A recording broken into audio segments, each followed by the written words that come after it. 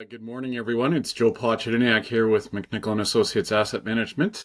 We're just doing, Ken Reed and I, a quick podcast here as to the advantages of an RESP. RESPs stand for Registered Education Savings Plans. It's a long-term investment and savings plan specifically designed to help people save for a child's education after high school. That can be a trades program, a polytechnical type of program, obviously college and university as well, but also apprenticeship programs. I don't know if many of you know all that in terms of the advantages. And adults can actually open up RESPs for themselves for other planning techniques, which we won't get into here. One of the main advantages, and we'll get into a case study and some specific details in a moment, but the main advantage is that you can actually extract some money back from our good old government to help out with the education planning, and that's really done through the promoter of the RESP. They can apply through you, and we can obviously help you with that. Apply for benefits such as the Canada Learning Bond and the Canadian Education Savings Grant. And so if the child is eligible, these benefits will be received within the RESP, and it's a really good way to, again, I don't think, given the cost of some of these degree programs nowadays in particular, I've got two nephews in university, and it's not far short from, 2.5 times what I paid when I went to the University of Toronto. So let's kind of get going here. Our disclaimer per usual, we're not providing direct tax or investment or legal advice here today. And the reason for that is this is sort of just a general interest podcast, and we are required to do a little due diligence into yourselves if you want specific advice, which we've been doing for over 2 decades. So check us out at mcnicholasset.com or book a meeting to come in and see us at 130 Bloor Street. I'm Joe Pochodyniak. I'm a portfolio manager. My daytime job is the manager of the Alternative Asset Trust, but I've been in the industry for over 2 decades, and I've got a couple of RESP beneficiaries myself, and again, as well, some active university people in the family as well. So I am familiar certainly with the eligible expenses under an RESP, things like tuition, obviously books, tools, transportation, and rent. Those can also be used against the RESP. So it's not just tuition. So let's just sort of talk about the basics. We really want to hit the high points and just leave this quick podcast with yourselves. We are coming up on August here, and so a lot of people are going to be university bound soon. In fact, one of my nephews is actually going to be relocating to Waterloo. He is going to be attending Wilfrid Laurier University, and that's actually him right there. So in terms of the RESP, from a basic perspective, it's a tax deferred or tax sheltered plan. So monies that you put in, you don't pay taxes on them, so that's kind of nice. You get that tax deferred growth, and it's really designed to help you save for your child's post-secondary education. There are, again, other strategies that you can use in terms of the RESP, but the main idea is really paying for education. The contributions are not tax deductible, so unlike your personal RRSP, you don't get a tax deduction here, and that would really be when you think about it, double dipping the system, because again, there are these grants, the CLB and the CESG, that kind of are the teaser, if you will, to open one of these plans. So you don't get to deduct this against your own personal income. Again, tax-free growth. You are taxed on the withdrawals, and there's some specifics as to how that's done as well. And again, the contributions are eligible for the government programs. And again, the two programs are the Canada Education Savings Grant, the CESG, which most people who have RESPs or who have children might know about, but there's also the Canada Learning Bond that you can look into as well. And again, not just university, trades are big. There's certainly an undersupply in our country of people that can swing a hammer and that sort of thing. So there's trades, there's colleges and apprenticeship programs. So you don't just need to get going on university. Um, we just want to move forward here and talk about some parameters, some goalposts, effectively, because although these plans are very, very good for the intended use, there's some rules and regulations around it. So it used to be that it was per beneficiary, per child, if you will. Now there's a $50,000 lifetime contribution limit. But the way I think it's optimized is to really do it at about the rate of $2,500 per year to get that 20% top up by the government. So obviously youth is great in this case, but the lifetime sizing of that CESG benefit per beneficiary, just over $7,000. So I think the messaging is here is, if you have somebody that you think might be going to advance their education past high school, you really need to get on these if you haven't already, because the earlier you get started on this, not only do you get the compounding of tax deferred growth, you get to maximally, I don't want to say exploit, but harness the value of what the government will give to you. In 2023, there were a couple of changes that the government have made. This might not be applicable to everyone viewing the podcast today. Former spouses and common law partners who are still the legal, let's call it parents or guardians of the child, may now open or transfer a joint RESP, that is to say, post divorce or separation, and an increase from the EAP, the Educational Assistance Program, from $5,000 to $8,000 on the first 13 weeks of study has been also implemented, and that's for qualifying educational programs. And again, just make sure you really double check that there's a wide range of programs that do qualify, but some that don't. And so again, you just want to approach this with some precision, and so we can of course help you with that. There's also been an increase on the limitation of the EAP from $2,500 to $4,000 for specific educational programs, and I would imagine that's related to inflation. So a lot of programs nowadays.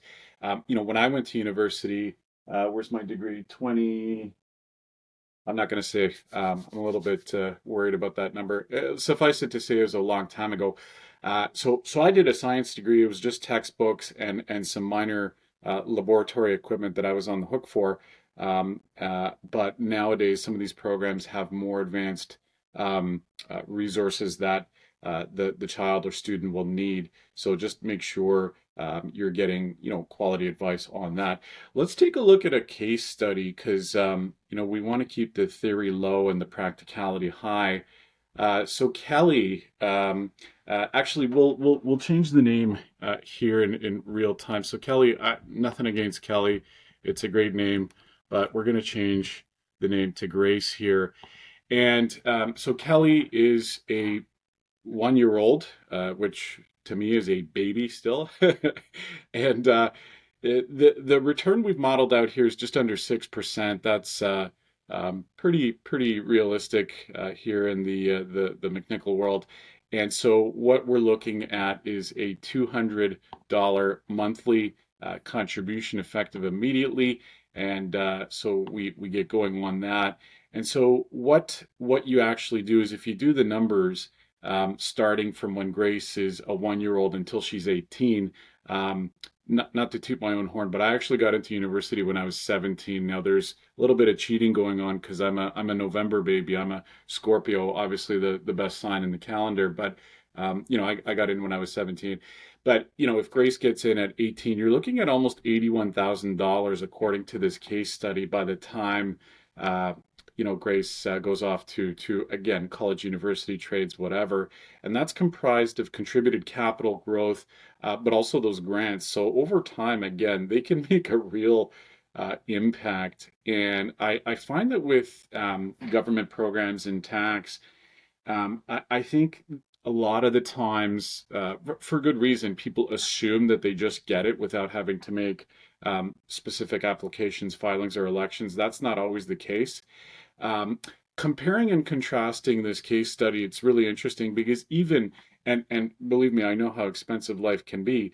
Even if you're able to put down $50 a month for Grace on an effective immediately basis, that's still over $20,000 by the time she gets to be 18, and that cuts down on, a lot of loans and that sort of thing. So again, that would be $10,200 in contributed capital, a little over $2,000 in grants, and $8,300 in terms of growth. On the growth side, I just want to give us a little pitch here. It's really the stability of that growth. It's not putting money into these plans and getting that highlight reel investment. You want consistency, which is something that our firm has been offering investors for well over 2 decades, and we're really pleased to do it. So that's kind of where it ends for the formals of the podcast. Maybe Ken, did you just want to open it up with some back and forth here? We can just ask some questions. You actually just, if I'm not mistaken, concluded university a couple of years ago, so congrats on that. Um, any comments or questions? No, I guess the obvious question for people opening one of these programs up, if you miss a year with the CESG, does it carry forward for the parents? Will their plan receive the grant in the following year? Yeah, so the $50,000 lifetime limit is the lifetime limit. There's no real constraints around that. You can't put in $50,000 all in one shot and then automatically assume the government's going to top that up with 20% of 50,000, which is $10,000. It doesn't work like that. There are caps on the CSG side of it, and so that's why again, with Grace and with some of the more younger aspiring academics on the call, you can actually start early and maximize it that way. But the CESG for sure has caps on it on an annualized basis. It's only about $2,500. Okay, that's perfect. I guess my other question, for new parents, grandparents, yada yada yada, opening one of these up, um, can the principal of this, when they're withdrawing it, obviously it's taxed in the student's name, not the parent. Can they openly use it for anything for their educational purposes, or does it have to go to the school? Can they use it to pay their rent or books or whatever? Yeah, so that's another good question. So the eligibility, of course, number one, tuition and books for sure. You can also use it for residency and any tools or specialized resources you need for the educational program. So the way I like to say it is, um, uh, you know, we advise clients that the tuition side of it and things like books, which are kind of de facto requirements for the program, are automatically eligible. Tools and other resources, those you might want to just double check. For the most part, they are. Any sort of discretionary benefits, going out with your friends on Friday night, and racking up a bill at the local pub, absolutely out of the question. You cannot use those for the plan.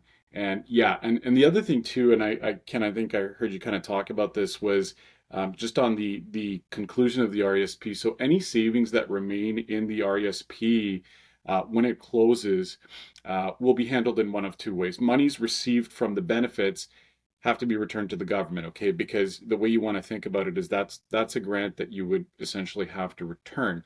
Any personal contributions, okay, to the account will be returned to the person who made them, and very importantly, not taxed. So you don't have to worry that if there's a surplus in the RESP, which is these days unlikely, but using Grace's $200 a month example, that could result in a surplus. And then the accumulated interest or earnings on the benefits and the contribution can be paid to the subscriber and taxed of the RESP, or transferred to an RESP of the subscriber or subscriber's spouse. Okay, so they can also be gifted to a designated educational institution. So there's usually a few more options than the local banker would tell you about, and it's important just to have a dialogue about those. Okay. Awesome. I think that's it.